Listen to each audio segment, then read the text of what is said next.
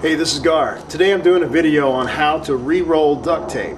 Why would you want to do this? Well, you want to do this if you're backpacking and you want to take duct tape with you, but you don't want to bring a big spool of duct tape. You want something smaller.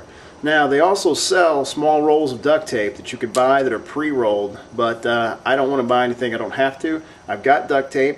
I just don't want to carry this big spool with the hole in the middle, which is only there so that it's easy to get off with your hand. But I've got a different way of doing that and something that's much more compact, and I'm going to show you how to do it right now. So the first thing you need to do is get some sort of rod to act as the center of your spool. What I've got here are a few 4-inch aluminum rods that I cut apart with a hacksaw and sort of rounded over the edges to get rid of the burrs. You could also use a large nail or some type of bolt. You can cut the heads off and just use those. I chose 4 inches as my measurement because the duct tape is 2 inches, and that gives me an inch hanging off each side, and that's going to come in handy, and I'll show you why in just a minute. So the next thing you want to do is you need a board attached or clamped to the side of a table that's flush with the top. In this board I've drilled a hole that is the size of my rod, and I've drilled it about an inch down. Okay, actually I need to finish the rest of this hole. I've just started it, so I'm going to finish that.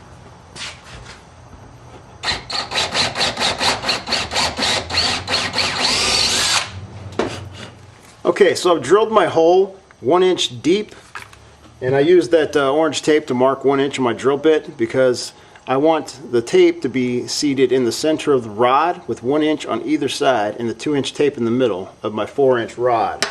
So the next thing I want to do is put the rod into the drill as though it were a bit, lock it down, come over to my hole. I want to start the tape onto the drill.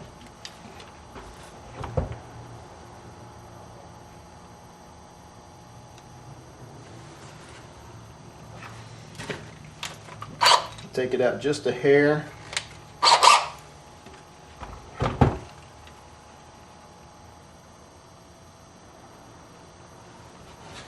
So I'll put it on there, and I'm going to ease it on at first.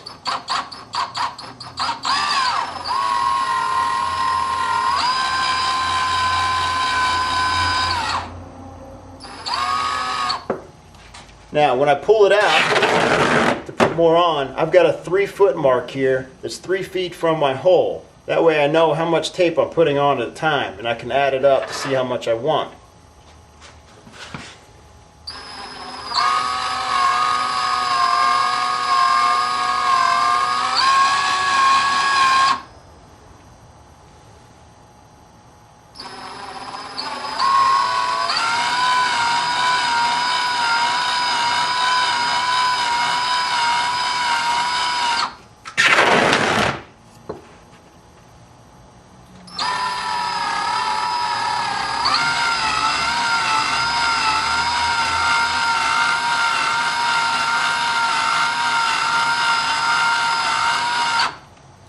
Okay, so you can do that as many times as you want.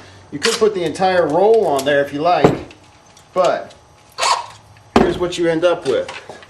A nice compact little roll of duct tape. Alright, now this design with the 1-inch rod hanging out either side is good for this. If you want a small piece, all you got to do is take it off and tear it. But if you want a big piece, here's what you do. You just hook your fingers around there and pull. Pull off all you want. Pull off the whole thing, right? So you can see how easy it is to make this happen, right? And you've already got the board, you've got the rods. All you got to do is come home, refill it, and there you go. And you can make as many of these as you want. You can have 3 or 4 with the same tape. You can have them with different tape, whatever you like. But this is going to pack a lot smaller than this, right? And you can get, you know, easily 20-25 feet of duct tape on there. And you know, it might have a spool about like this. So I think it's well worth the time and the space. Here's another quick method. If you don't care how much is on there and you just want some, and you're going to gauge it more on size than the size of the spool than the length, then all you've got to do is start it, hold the spool, and then just kick it on until you're done.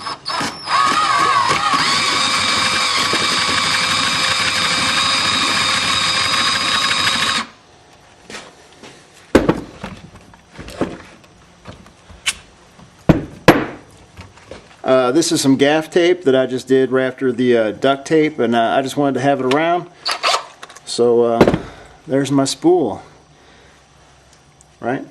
So yeah, just another method. I'm not going to know how much is on here, but I know it's quite a bit. So anyway, thanks for watching.